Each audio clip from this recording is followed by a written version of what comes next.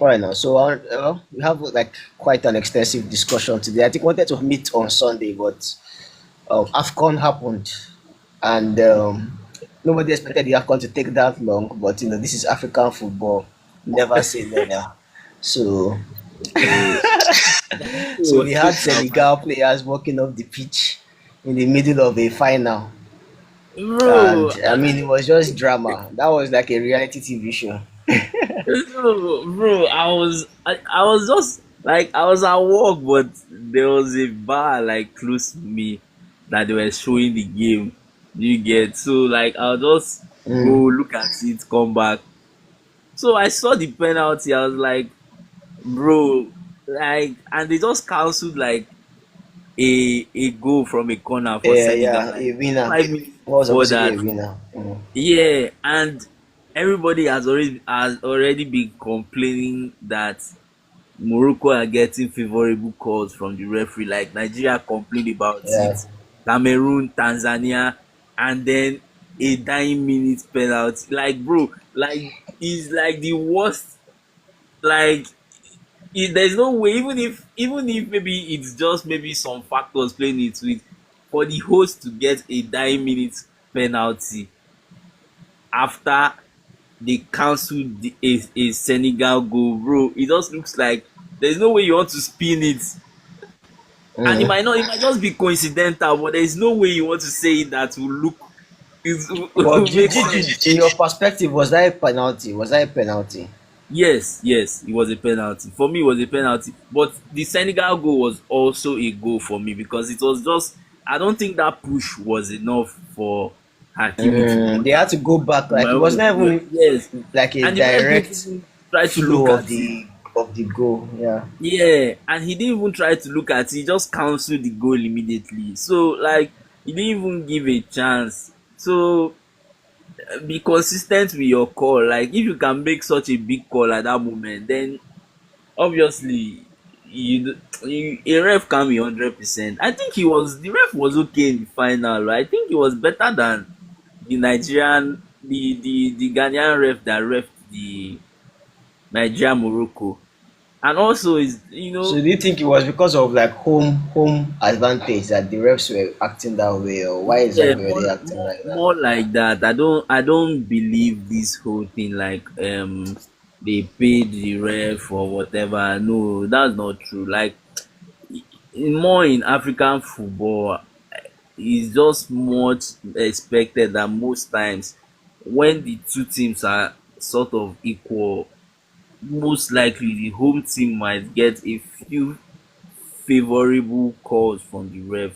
I don't think the ref gave like any blatant penalty or did something out of the ordinary to me.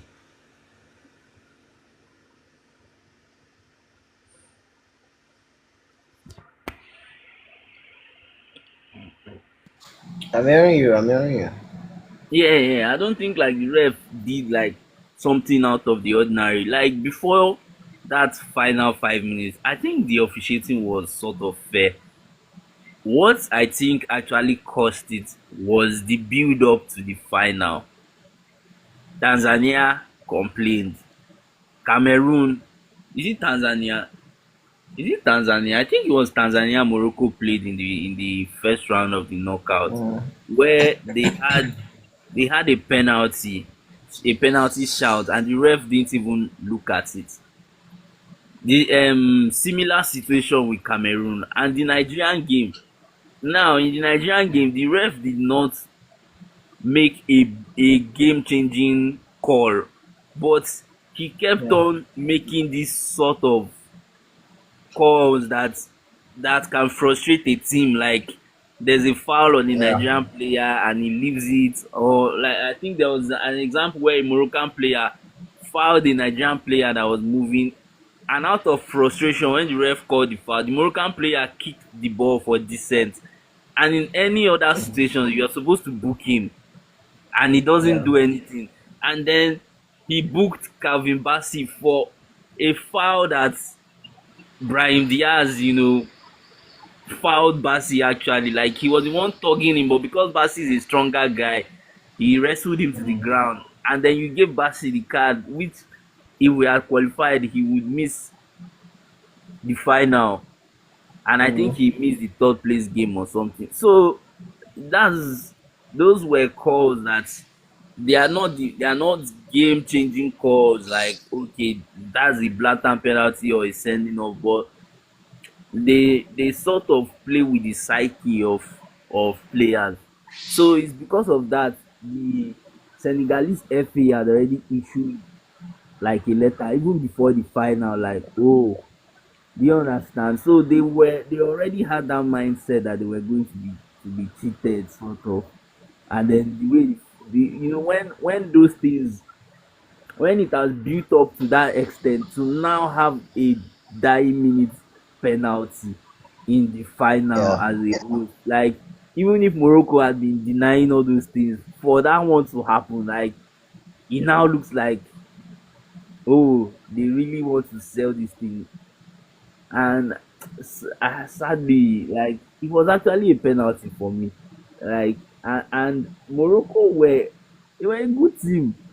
They were a good team. And they would, to me, they would still have won without those favorable calls. Cause like they have Mm. like a very good goalkeeper. Their defense is solid. Their midfield maybe not so strong, but they play with a lot of purpose. Like even their attack It's like your is. mic is muffled. Oh, sorry. They played like with a lot of purpose, and they had like the best player in the tournament for me. That was Diaz.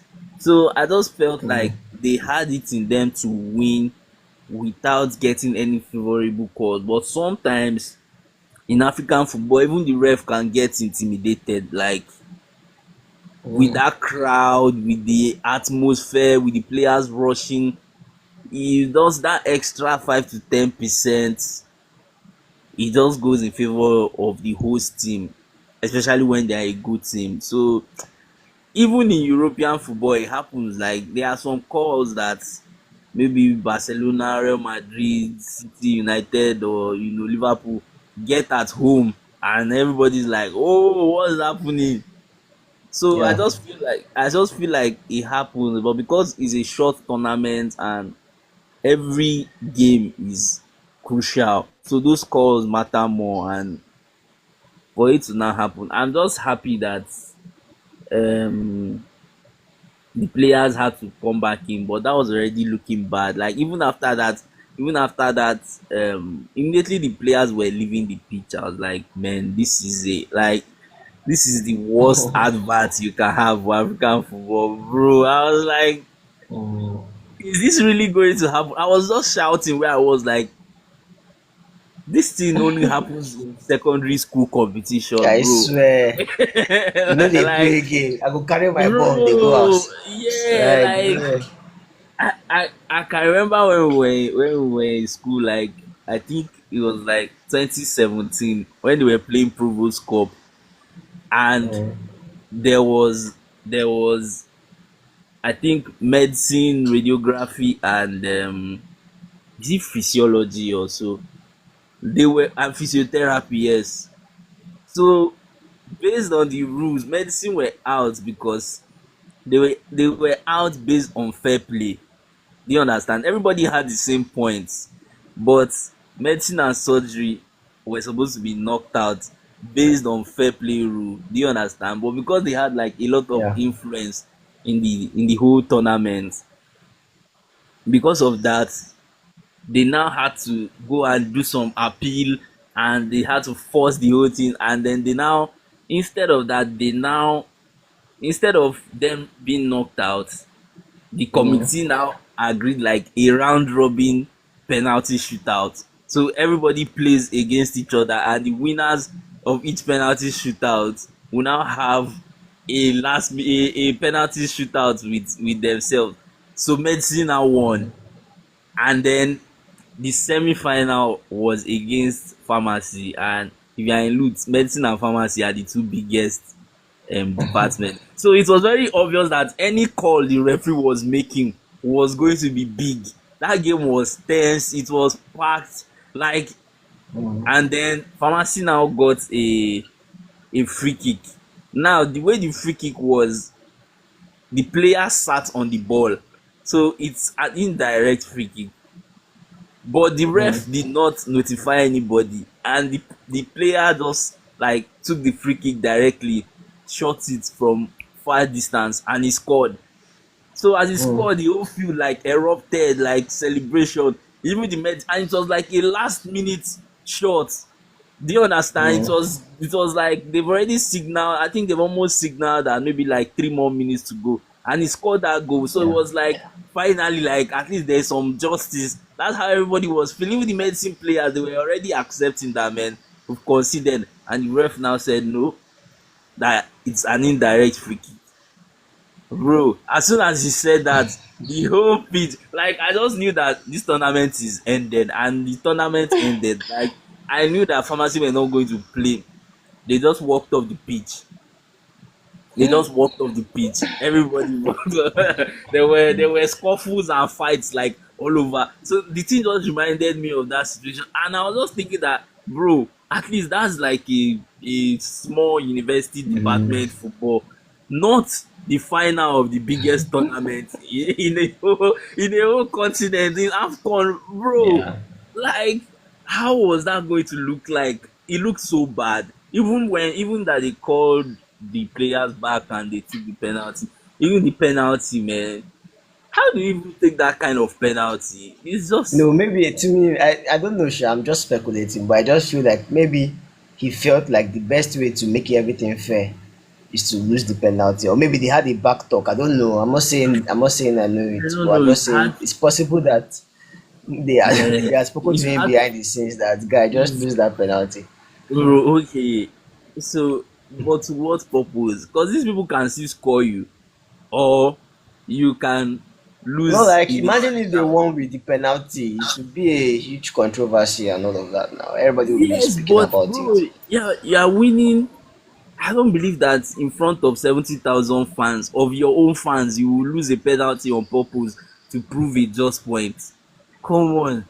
Like, if it I'm was a saying maybe, I'm not saying he did it by himself. I'm saying probably behind the scenes there was a bit of pressure or advice for him to do that. Like maybe they spoke about it behind the scenes. I don't know. I'm just speculating no, I anyway. don't feel that's such a big call, man. This is not a group stage game. This is a final. Like, if you score that penalty, the game is over.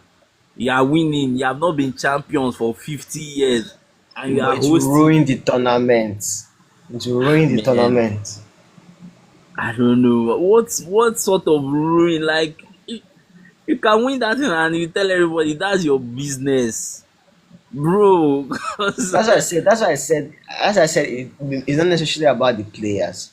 I'm saying they may have come from a higher up. But anyway, that's just my speculation. I don't think I'm not saying it's true yeah, anyway. no, So there are people. yeah. There are people that have that sort of speculation, and I can't even blame them because, like, I mean, African football is just filled with many things, but I just feel Yeah. like that's just such a big call, like to make, like no matter who the higher up is, like to do that in front, like in front of the whole world watching, and 70,000 of your own fans that came with the expectation that you're going to win. I don't think missing a penalty in their front, like even if it's your president that begs you, bro, it's just so it's just so hard to believe that, bro, that kind of thing a player will just. I just feel like But what do you think about the tournament overall? How the do you think the tournament tournament was was overall? the tournament was actually good, especially in terms of facilities. I didn't enjoy it like the one in 2024, like in terms of the football. I think in terms of the football, the previous tournament where Ivory Coast won or Cote d'Ivoire was very good, like just as a spectacle, as a footballing spectacle.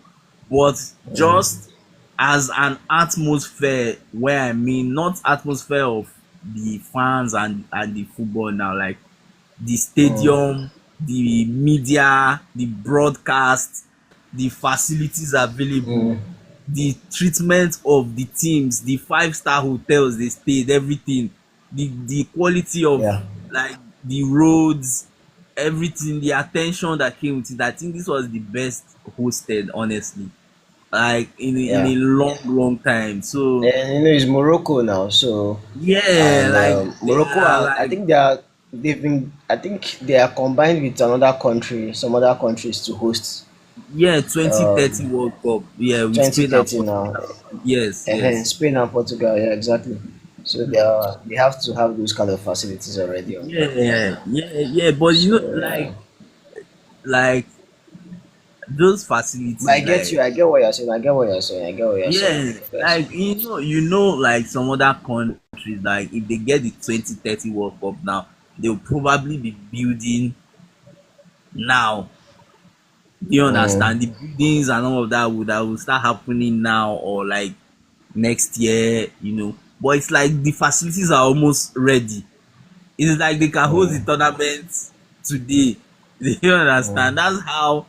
And the roads, the streets, like bro, it's hard to see African streets so clean and posh like that. So I was like, yeah, the excellence was nice. I won't lie. Even the pitch, I don't see African pitches like that. mm. That pitch was those pitches were made for good football. Like if you want to really play good football, that's the pitch. You don't have an excuse. You don't have an excuse, especially like the Nigerian team, like for example, most of them play in Europe. And it's very obvious, even from the way they play, like when we play in Uyo or some other pitches in Mm, Africa, like the pitches are poor. But this one mm, was so good. The pitches were so nice, well trimmed. So you know that if you're going to play mm. like good attacking So some people were like, yeah, yeah, like good attacking football, like the pitch is clear and good for you. So you were saying something. yeah. Some people were like, the Afcon also highlighted the difference on some political gaps. I mean, I know you saw the Congo guy now, that Congo Yeah, yeah, fan, yeah, super yeah, fan yeah. that is always like The, putting his hands up yeah, like this and all Patrice of that. Lumumba, yes, that does Yeah, the in honor most. of Patrice Lumumba. Yeah, and then some people also, they also raised the point of somehow highlighted the contrast between North Africa and Sub-Saharan Africa, right? In the sense that some people feel like the North Africans don't really consider themselves as like Africans and all of that. Basically, as you see the way they were like sort of segregated basically from the rest of the continent. And yeah, so basically, like, what do you have to say regarding that? Like, did you notice any sort of like political interplay? Obviously, I know that with Algeria and Morocco, there is a very strong political interplay that was present, and we saw a lot of Morocco fans supporting Nigeria massively when we were playing against Algeria because of the political rift between them. So yeah, but basically, did you notice any of those sort of things? This political one that played. Yeah, yeah, yeah, yeah, yeah. I did, but I don't think though I don't know how deep the politics gets. Do you understand? Because if it's about that, I think some countries don't just like each other in a footballing sense. There sometimes it transcends the football and there are real deep political issues. Like I know the North African countries they have this sort of conflict within themselves. Algeria were celebrating in the streets when Senegal won. I saw videos of Algerians celebrating in the streets. You understand? Yes, now. And the Moroccans were so happy that we knocked out Algeria. Many of them came to our match with Algeria, to the Yeah. Nigerian match with Algeria.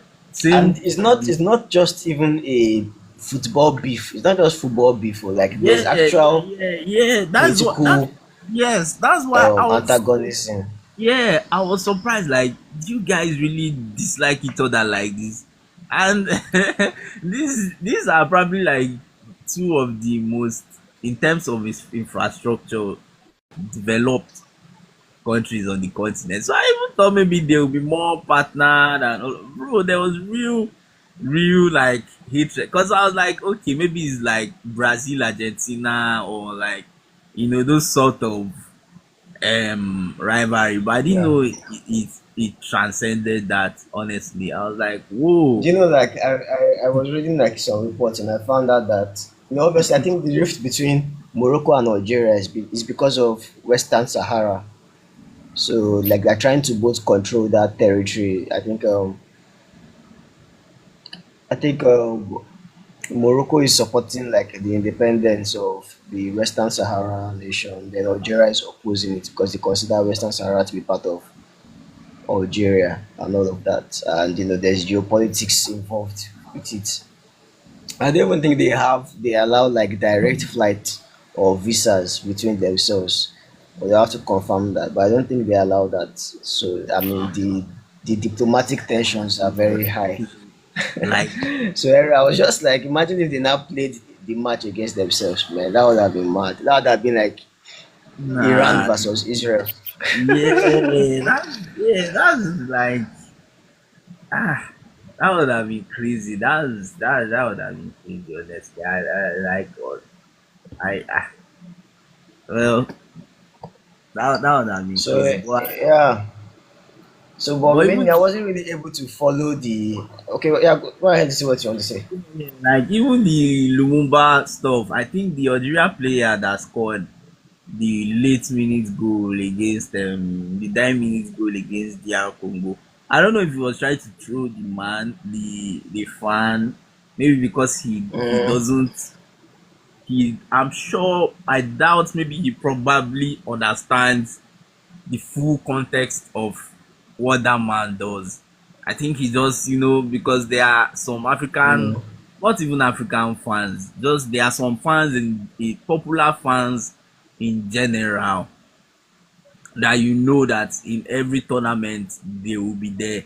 There's this South African lady they call Mama Joy. She's always in every South African tournament. She dresses with plenty beads and a big cap.